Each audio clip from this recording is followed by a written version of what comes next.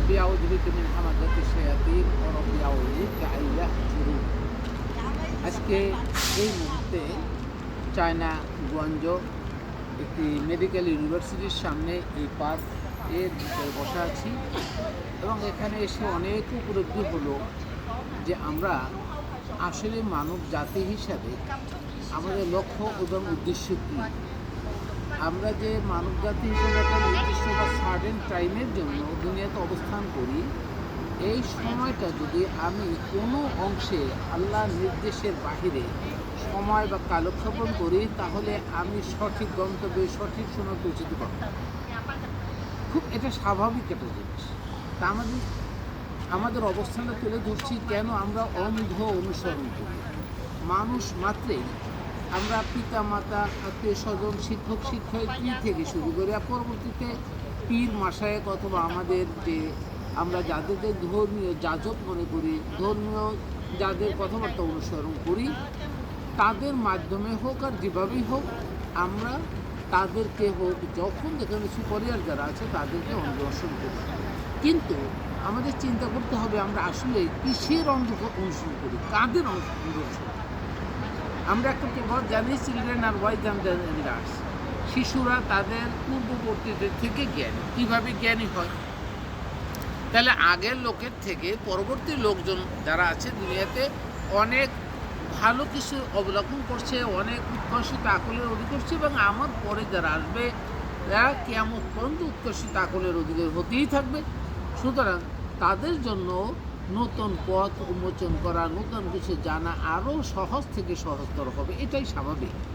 সুতরাং আমরা যদি সেই আগের যুগের এই যেভাবে লিপিবদ্ধ হয়েছে, বিশেষ করে আমরা যদি ডাইভার্সিফাই করতে থাকি, কোরআনের জ্ঞান থেকে আমরা জ্ঞান অর্জন না করি, আমরা যদি কোরআনের সাথে অন্য কোনো জ্ঞানকে আদর্শ হিসাবে বা মৌলিক জ্ঞান হিসাবে তুলে ধরার চেষ্টা করি, তাহলে কি আমরা বিচ্যুত হব না? এখানে কিছু উদাহরণ লক্ষ্য করব। আমি আজকে একটা পোস্টে দেখিয়েছি যে একটা নির্জন বড় পাহাড়ের ভিতরে একটা পিঁপড়া, সেই পিঁপড়াটা যদি তার সঠিক গন্তব্য স্থানে যেতে চায়, তাহলে পিঁপড়ার সাথে যে জায়গায় যাবে সেই জায়গাটা সংযোগ দরকার। সংযোগ ছাড়া ওই পিঁপড়াটা যেতে পারবে। ঠিক তেমনি আমরা দেখিয়েছি যে দুই দিকে দুইটা পাহাড় আছে, নিচে পানি আছে, উপরে আকাশে বিস্তৃত এরিয়া আছে। এর মধ্যে থেকে এই একটা পিঁপড়া যদি এক পাহাড় থেকে অন্য পাহাড় হয়ে বা কোনো মতে ওখান থেকে আল্লাহর নির্দেশের পথে যেতে চায়, সেটা যেমন দুরূহ বা কষ্টের ব্যাপার, অনেকটা অসম্ভব ব্যাপার। ঠিক তেমনি আবার ধরি একটা উড়োজাহাজ বা বিমান, সেই বিমানটা যদি একটা গন্তব্যস্থানে যাওয়ার জন্য উড্ডয়ন স্থল থেকে রওনা দেয়, তাহলে উড্ডয়ন স্থল এবং গন্তব্যস্থানে যাওয়ার যত পথ আছে সার্বক্ষণিক সময় বিমানের সেই কানেক্টিভিটি বা সংযোগ রক্ষা করতে হবে। সুতরাং আমরা যদি সেই কানেক্টিভিটি বা সংযোগ রক্ষা করতে কখনো ব্যর্থ হই, তাহলে মূল পথ থেকে আমরা বিচ্যুত হই। ঠিক তেমনি আমরা বলি সিরাতুল মুস্তাকিম বলতে আমার সাথে জান্নাতে যাওয়ার যে পথ, এই পথটাকে হলো সিরাতুল মুস্তাকিম, অর্থাৎ ইস্তেকামতের জন্য, স্থায়ী পথের জন্য, জান্নাতে স্থায়ীভাবে বসবাস করার জন্য স্থায়ী পথের অনুসরণ। এখন এই সিরাতুল মুস্তাকিমের পথে যাইতে হলে প্রতিটি মানুষের প্রত্যেকটা সময় মুহূর্ত একেবারে নির্বিচ্ছিন্নভাবে এই আল্লাহর সাথে, আল্লাহর বিধানের সাথে কানেক্টেড হতে হবে। আল্লাহর বিধানের সাথে সংযোগ না হলে কেউই এটা যেতে সক্ষম হবে না। সুতরাং আমাদের একটাই কথা, মানুষ যেন আল্লাহর বিধান, আল্লাহর নাজিলকৃত বিধান অনুসরণ করে সেই সিরাতুল মুস্তাকিমের পথে চলে। আর তা না হয়ে যদি সিরাতুল মুস্তাকিমের থেকে এক মুহূর্ত খারিজ হইয়া আমাদের ইবলিসের প্ররোচনায়, অথবা যদি মনে করি আকাবিদের প্ররোচনায়, অথবা শিক্ষকদের প্ররোচনায় আমরা হাদিস, ইজমা, কিয়াস, শরিয়া অবলম্বন করি, তাহলে এই কানেক্টিভিটি থেকে বিচ্ছিন্ন হয়ে জান্নাতের পর থেকে বিচ্যুত হব, এতে কোনোরকম কোনো সন্দেহ নেই। সুতরাং যারা মনে করেন হাদিস না মানলে, হাদিস না শুনলে, শরিয়া না মানলে, আকাবিদের কথা না শুনলে আমরা মনে হয় জান্নাতের পথ পাবো না, এটা সম্পূর্ণ ভুল কথা। আপনার জান্নাতের পথ আপনাকেই বেছে নিতে হবে, এই আকাবিরা করে দেবে না। বরং আপনি যখন তাদের কথা অনুসরণ না করবে, যখন মনে করবে তাদের কথা বিনা সন্দেহ আছে মানুষ ভুল, সুতরাং তারাও সঠিক পথে আসার সুযোগ পাবে।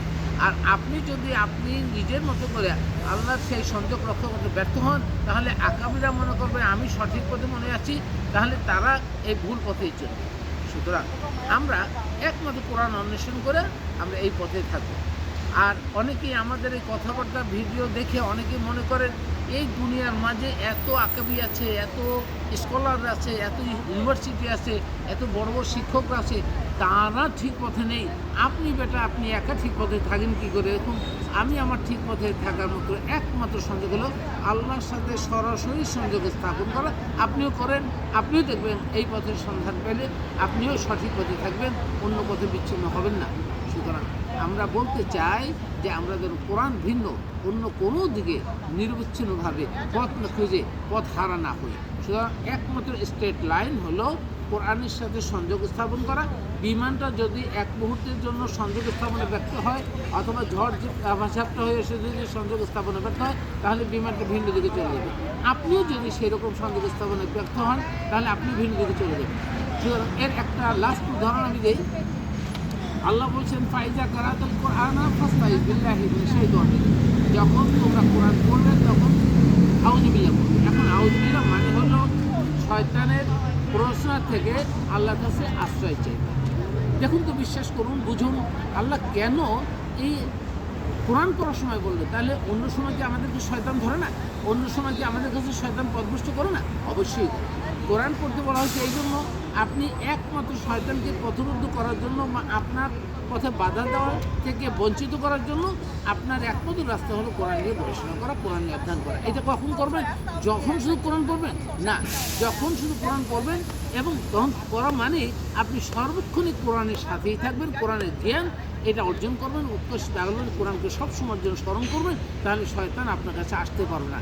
এখানে বিভ্রান্ত হলো যে আমরা যে কোরআন পড়বো এবং বুঝবো এই আউযু বিল্লাহ পড়াটা ফরজ, আল্লাহ বলছে ফরজ, আর মানুষ মনে করছে এটা সাধারণ মানুষ বা আমাদের স্কলার আকাবিরা মনে করে না এটা পড়লেও হবে, না পড়লে হবে, এটা নফল মুস্তাহাব সুন্নাত, এই ধরনের কথাবার্তা। বড় বড় স্কলার যাদেরকে আমরা মনে করি স্কলার, তারাই বলে এটাকে ফরজ না। তা ফরজটাকে ফরজ না বলার জন্য তিনি কত বড় পাপী হচ্ছেন আর সমস্ত মানুষকে পথভ্রষ্ট করছেন। আর সেই সাথে আল্লাহ শিখিয়ে দিলেন কেমনে আউযু বিল্লাহ। আমরা যেমন আউযু বিল্লাহি মিনাশ শাইতানির রাজিম বলি, এটা আল্লাহ শিখিয়ে দিই। আল্লাহ শিখিয়েছেন অন্যভাবে, কুল রাব্বি আউযু বিকা মিন হামাযাতিশ শায়াতিন ওয়া আউযু বিকা রাব্বি আইয়াহজুরুন। শেষের আয়াতে সূরা 23-এর মুমিনের 98 আয়াতে চরম একটা কথা বলছে, হে আল্লাহ আমরা যেন শয়তান যেন আমাদের কাছেও না আসে। শয়তান যদি কাছে আসে তাহলে আপনাকে শয়তান আঁকড়াবে, তারপর আপনি শয়তানের পাথর গুলি মেরা অথবা মিসাইল মেরে সরাতে পারবেন না। এই জন্য আল্লাহর থেকে আগে আশ্রয় চাইতে হবে। আর এই চাইতে মানে হলো কোরআনের জ্ঞান সর্বত্র যদি আপনার মাথায় নড়তে থাকে, চড়তে থাকে, সঞ্চালন হতে থাকে, তাহলে শয়তান আপনার থেকে দূরে থাকবে, তাহলে আপনি হবেন নিরবচ্ছিন্ন মানুষ এবং তখন আল্লাহর সাথে আপনার সংযোগ স্থাপন করা সম্ভব হবে। আর যদি সেটা না করে আমাদের মতো করে মনে করি আউযু বিল্লাহি মিনাশ শাইতানির রাজিম, তাহলে এই মনে করা, এই ভ্রান্ত পথে ধারণা নেওয়া, এই দিয়ে শয়তানকে বিতাড়িত করা সম্ভব হবে না, বরং আপনি অবশ্যই বা এই যারা করছেন তারা অবশ্যই বিতাড়িত শয়তানের সাথে প্রতারিত হয়েছেন। আল্লাহ হাফেজ। আজকের মতো এখানে।